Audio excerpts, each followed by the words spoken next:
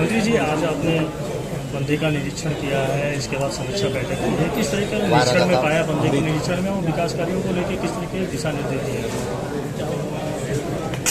देखिए, बंदी का निरीक्षण इसलिए किया कि हमारे बाढ़ का समय बहुत करीब है, नदियों में पानी बढ़ रहा है धीरे धीरे। तो जितने भी बांध हैं जिले के, उनकी कंडीशन क्या है, बाढ़ को अच्छे से झेल लें, बाढ़ निकल जाए और कोई नुकसान ना हो, कोई क्षति ना हो जिले की। दूसरा, कल एक बृहद वृक्षारोपण होना है पूरे प्रदेश में। 35 करोड़ का लक्ष्य है पूरे प्रदेश में, जिसमें इस जिले को कल 22 जुलाई को जो वृक्षारोपण करना है उसमें 24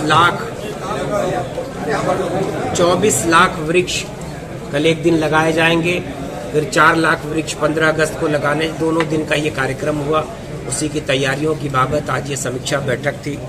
जिले में जितने भी हमारी 50 करोड़ से अधिक की योजनाएं हैं, उसके कम जो सड़क, जो बिजली, जो भी विकास संबंधी योजनाएं हैं, उनकी वर्तमान की स्थिति क्या है, कहां तक काम पहुंचा है, जो सड़कें हमारी अधूरी हैं उसमें काम में रुकावटें क्या है। बरसात शुरू हो चुकी है तो सड़क के काम को जल्द से जल्द पूरा कर लेना।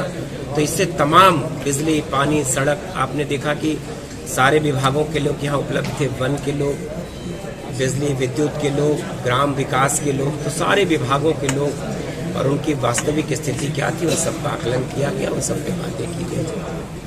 सर, सड़क की बात की, सिंदुरिया सिसवा मार्ग क्षतिग्रस्त है सर, करीब 1 दशक हो गया सर, अभी तक बन नहीं रहा है, जबकि भाजपा सरकार कहती है कि सड़कों का जाल बिछा रहे हैं सर। देखिए, कोई एक सड़क अगर क्षतिग्रस्त है, उसके अलावा आपके शहर की सड़कें कितनी सुंदर है, पूरे जिले की सड़कें कितनी अच्छी हैं।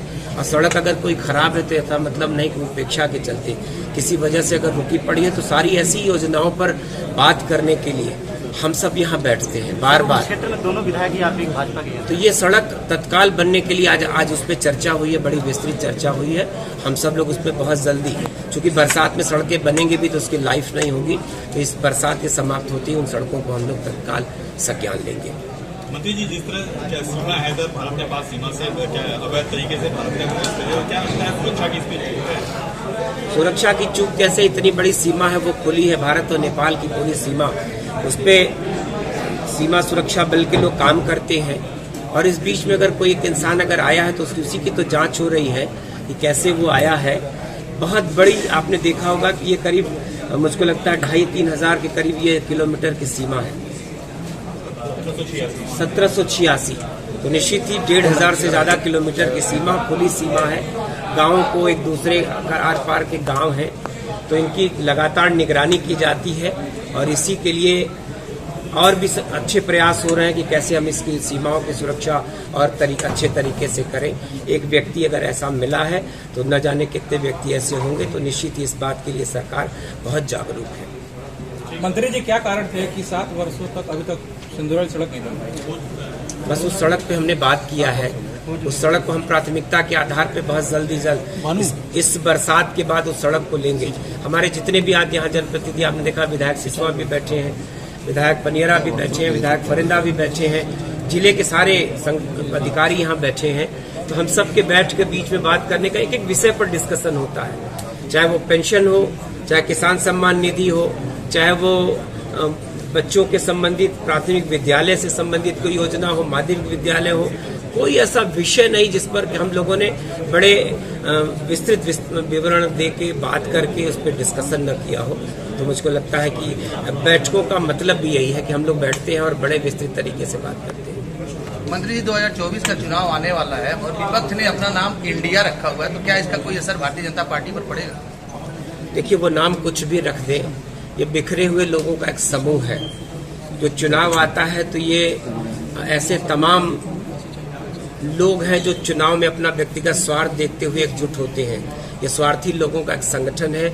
चुनाव बाद आपने हर चुनाव में देखा, 14 के चुनाव में भी संगठन बना था, 17 के चुनाव में भी बना था, 19 के चुनाव में भी बना था, 22 के चुनाव में भी ऐसे संगठन बनते और टूटते रहते हैं। ये स्वार्थ की दोस्ती है, ये बहुत ज्यादा दिन तक नहीं चलती।